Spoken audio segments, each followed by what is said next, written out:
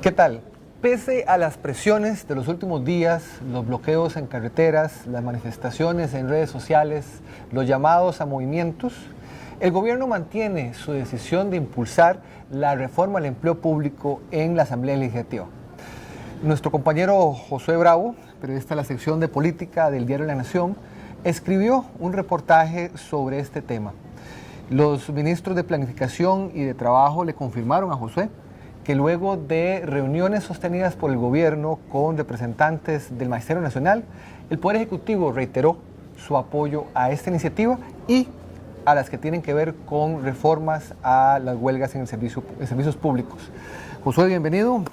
Contanos qué fue lo que te dijeron los ministros sobre este tema. Gracias, Mato.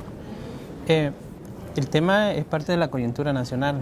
Yo creo que hay que poner en contexto al lector de qué es lo que está pasando en el país en esta coyuntura.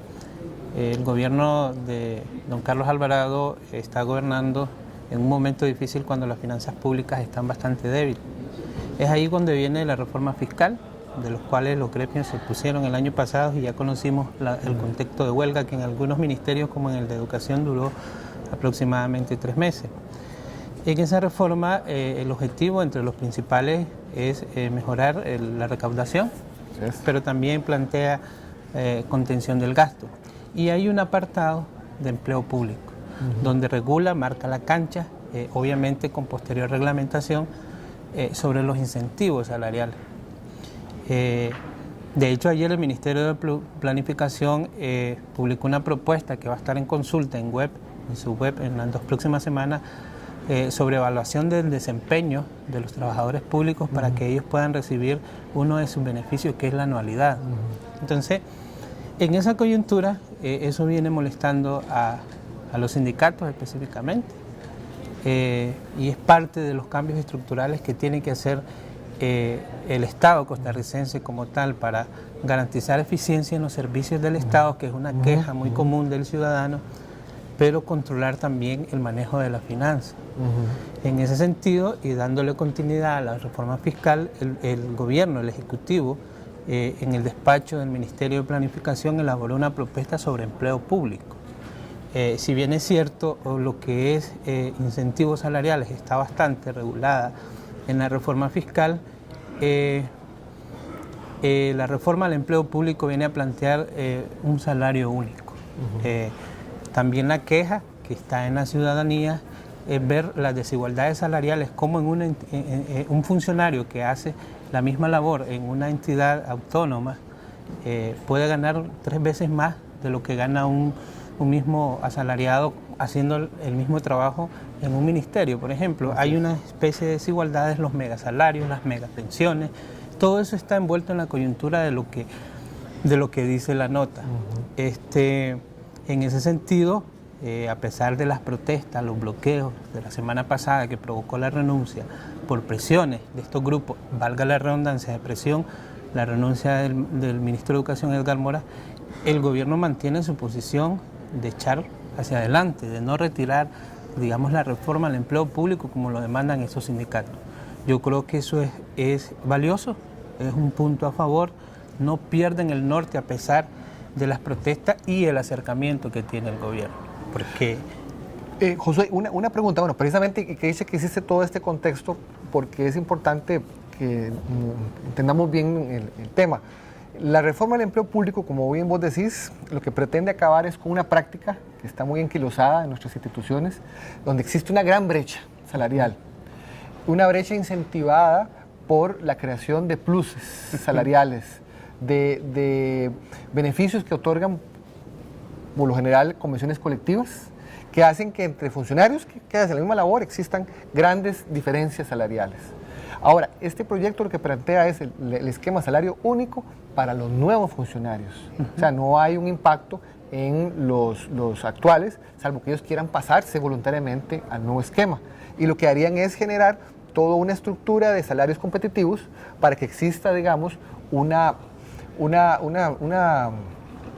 situación de balance salarial en las instituciones. Y que siga manteniendo el atractivo para que un profesional pueda trabajar en el Estado, porque no se trata de bajarlo como están ahorita, el salario base, y luego incrementarlos vía incentivos, sino tener un estándar de salario que sea atractivo para quien opte a esa labor, pero que tampoco genere un gran egreso al Estado, que es el que luego repercute en las finanzas públicas, como en el déficit fiscal, en el endeudamiento, la coyuntura que ya conocemos. Y claro, los sindicatos no quieren desprenderse del actual esquema, porque lo que haría el proyecto, eso sí, es desaparecer todos estos cuadros de pluses e incentivos que son los que están generando una gran presión sobre precisamente las finanzas públicas, porque crecen exponencialmente sin ningún tipo de control. Y que no se lo dicen al ciudadano. Por ejemplo, en la última protesta se agarraron de temas o de los rumores infundados en redes sociales para plantear lo que vimos en la semana anterior: bloqueos, protestas, manifestación de estudiantes de secundaria, que en mi criterio yo no lo había visto en la historia reciente del país, y no se van al grano a decirle nos molesta esto, nos molesta esto otro, no se lo dicen al ciudadano, aunque en las mesas de diálogo plantean su rechazo a esas propuestas de ley. Antes de que entremos al tema de las huelgas, José, que también me parece importante, los proyectos de huelga, este proyecto de reforma al empleo público, ¿cuál es su situación actual en el Congreso? Está en un punto inicial. Tiene un trámite ordinario, o sea, el normal que puede ocurrir en la Asamblea Legislativa, lo presenta el Ejecutivo, va a una comisión, en este caso de Gobierno de Administración, y luego se hace un análisis, se agendan audiencias, porque tiene que haber un periodo de consultas con los sindicatos o las instituciones o personas que estén involucrados en el proceso. Los diputados lo escuchan y ahí van analizando si mejoran el texto, si cambian un artículo, si presentan un texto sustitutivo, o, dependiendo de la correlación de fuerza, lo pueden desechar. Pero ahorita el proyecto está en etapa inicial. De hecho, aunque es de interés del Ejecutivo, el Ejecutivo tiene otros proyectos por delante que son prioridad ahorita. Por ejemplo, la reforma a Habdeba o la modernización a Habdeba, que eso le da una especie de impasse a este proyecto para que pueda ser discutido. Ni siquiera se han programado las audiencias, y me decía el presidente ayer de la Asamblea Legislativa, el liberacionista don Carlos Ricardo Benavides, que probablemente puede durar meses la discusión de este proyecto. Pero bueno, vamos a la reunión. Cuando luego de las protestas el gobierno y el presidente Carlos Alvarado abre un espacio de diálogo, el martes recibió a los 3 sindicatos del Ministerio de Educación Pública, los principales, el SEC, el ANDE y el APSE, y plantearon su rechazo a estas iniciativas: empleo público, educación dual y 2 proyectos sobre regulación de huelga. Estos últimos 2 proyectos son iniciativas del Partido Liberación Nacional, representados en la Asamblea Legislativa a través de sus diputados. Uno de ellos regula, le da seguridad jurídica, así se llama el texto, a las huelgas, que prohíbe las huelgas políticas. ¿Las huelgas políticas son? Aquellas que se realizan en instituciones públicas contra políticas públicas. No contra el patrono. O sea, las que están en este momento autorizadas o están completamente claras son las huelgas del empleado contra su patrono, contra alguna decisión de su patrono. La huelga política es donde yo protesto contra decisiones del gobierno en general, o algún tipo, digamos, de decisión política general. Y también plantea... de política pública. También plantea puntos que son de mucha discusión en el Parlamento. Por ejemplo, que presenten un correo electrónico donde ser notificado. O sea, es asombroso el nivel de apertura que tienen los sindicatos para protestar todavía en el país. No pueden presentar, digamos, una dirección de correo electrónico donde, digamos, una decisión de un juez, en caso que la declare legal o ilegal la huelga, pueda ser notificado, y ese es un punto que genera roncha todavía en el Congreso.